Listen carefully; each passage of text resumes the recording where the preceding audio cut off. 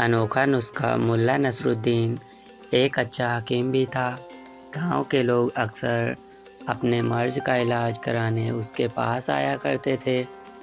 एक बार एक मोटा सेठ उसके पास आया और बोला, मुल्ला जी, मैं अपने मोटापे से बहुत ज़्यादा परेशान हूँ।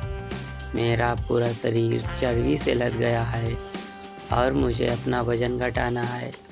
क्या तुम ऐसा कुछ कर सकते हो कि मेरे शरीर पर कोई चर्बी न रहे और मैं दुबला पतला हो जाऊं? ज़रूर कर सकता हूं सेठ जी। मुल्ला अपनी नज़रों से सेठ के शरीर का मुआयना करते हुए बोला।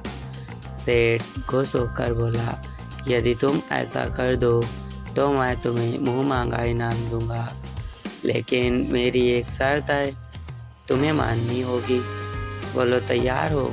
सेठ जी पहले शर्त तो बताओ। मुल्ला बोला, शर्त ये है कि अपना वज़न घटाने के लिए मैं कोई दवाई नहीं खाऊंगा। तुम दवाई के अलावा कोई और नुस्खा आजमा सकते हो, मुझे कोई आपत्ति नहीं है।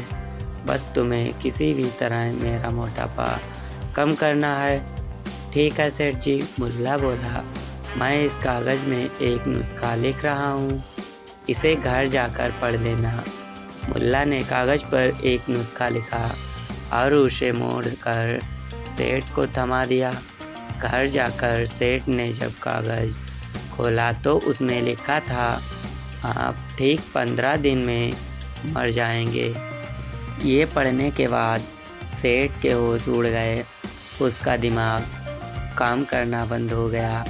उस दिन के बाद से मौत के डर से उसका खाना पीना तक छूट गया था।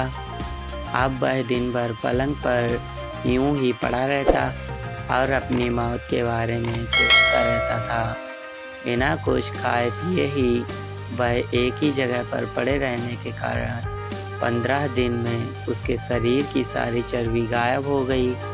शरीर के नाम पर वह कंकाल मात्र ही रह गया था।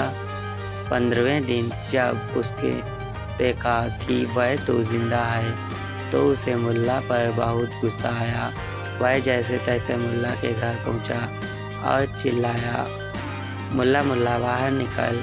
मुल्ला बाहर आया और सेठ को देख मुस्कुराते हुए बोला, अरे वाह सेठ जी, मेरा नुस्खा काम कर गया। आपके शरीर की तो सारी चर्बी गायब हो गई। अब कोई नहीं कह सकता कि आप मोटे हैं। लाइए मेरा इनाम सेठ जी। अब क्या होता, मुल्ला जी देखते ही रह गए।